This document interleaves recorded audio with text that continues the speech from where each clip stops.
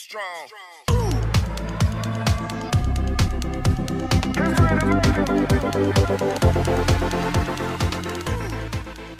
Good day mga kamaster. Bali pupunta kami ng Toyota Santa Rosa ngayon para magpa-renew ng insurance. Papalitaan ko kayo mamaya mga kamaster kung magkano lahat ng ang babayaran. Comprehensive insurance. Ano nga ba ito mga kamaster? Ito lamang naman ang magsasalba sa inyo sa mga problema once na kayo ay maaksidente or makaaksidente. Kaya ugaliin nyo po mga kamaster na paglaanan nito ng budget kung kayo ay nangangarap or kukuha ng isang sasakyan. Aside sa mga pagporma or mga upgrades na inyong banabalak sa inyong mga sasakyan, pagtuunan nyo po muna ang comprehensive insurance dahil napaka-importante nito mga kamaster. Sa simpleng halaga lamang po ay malaking kaluwagan sa inyong mga loob pagka nangyaring maaksidente kayo mga kamaster. Dahil hindi po natin masasabi ang aksidente, especially pag maraming mga motor at mga tricycle. Isa po ito sa inyong panlaban sa mga nakakasalumuhan yung mga sasakyan.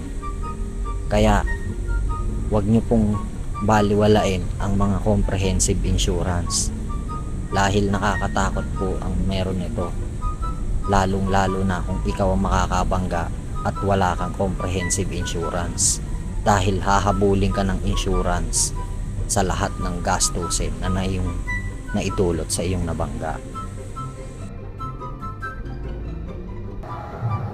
Buti na pag-isipan ni sir na mag-renew. Lagi ko pinukulit ko. Kasi Kasi sir, hindi mas mahirap kasi yun. Lalo, huwag naman din, if ever, masusulan niya, sa kanya lang yung makukuha. Ano, wala na. Walang bangko. Eh, kung wala po talaga siya totally insurance as cash, sayang yung mga nilabas yung pera dun sa sasakyan.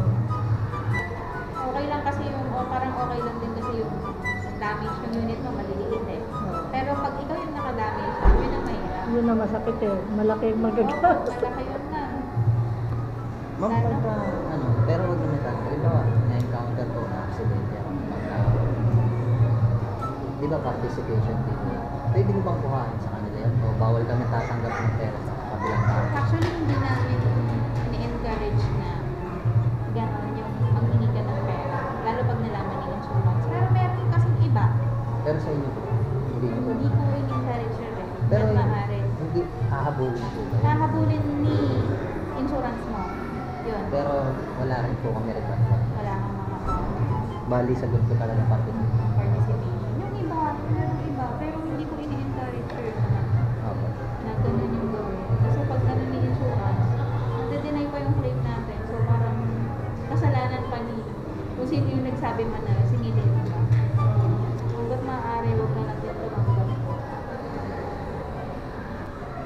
Baka ma-deny pa na. Yun yung mahirap ang ma-deny. Kasi may client kami gano'n din din ako. Hindi rin niya sinabi sa amin na gano'n yung ginawa. Na sinigil lang. Nag-a-appeal siya na ba't daw gano'n na dinenay. Yan nalaman namin, buong repair, buong amount ng repair, hiningi niya doon sa nakabangga. Tawag po. Eh, pinasok mo ang insurance. Wala pa siya as fraudulent. Mahirap. Yung client naman din po kami, pinatanggal ng absent feature. Nagka-claim. Dahil ang lumabas sa report niya, ang naging cost ng paggalaw ng gate, hangin.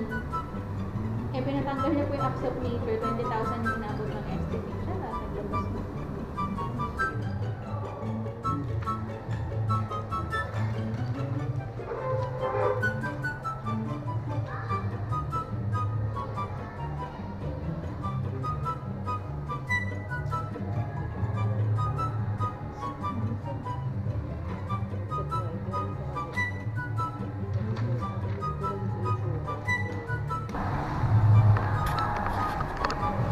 Magkano po yan?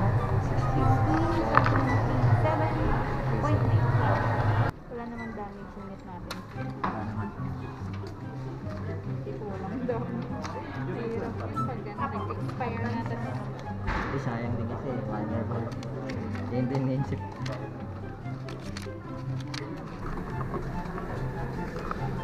provider ng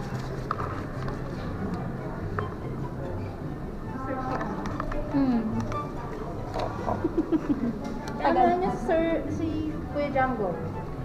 Ay, ano po yun? Medyo Medyo malayo. kamag-anakin po ng tatay.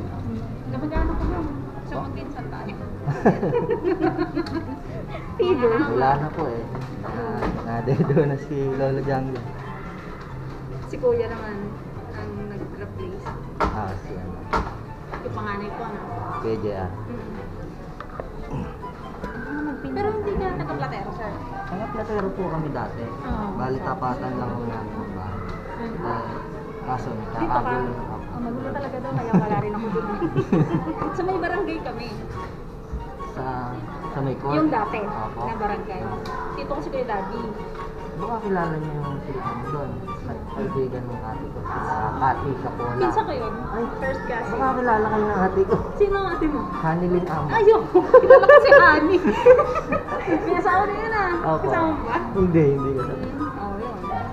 Ang mga sila. Okay Hindi kasi familiar sa mga full name, mga Opo. ano-ano. Eh, si Hani. Ayan. Hi. Ano po?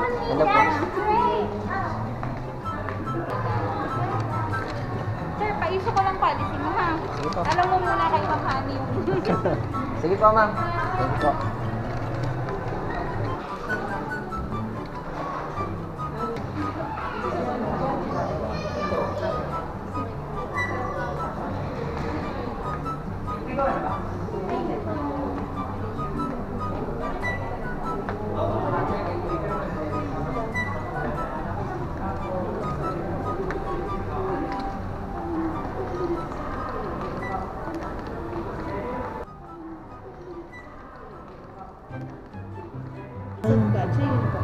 Ano lang, pinaiksi lang po siya sa neto. Meron din pala yung dati ko. Kompleto po yan, sir. Opo. Kasi pag lalabagong release na yun, hindi natin pwedeng alisan. Lugi kayo din. Opo. Tama naman yung mga Laki bagay kasi insurance din. Yes po. Tama na. So, pag may question ka, sir, pwede mong contact sa kayo. Kasi ito, sir, pasensya ka na pag tumutunod po. Ano po? Thank you po. Okay lang po, ma'am. Okay lang.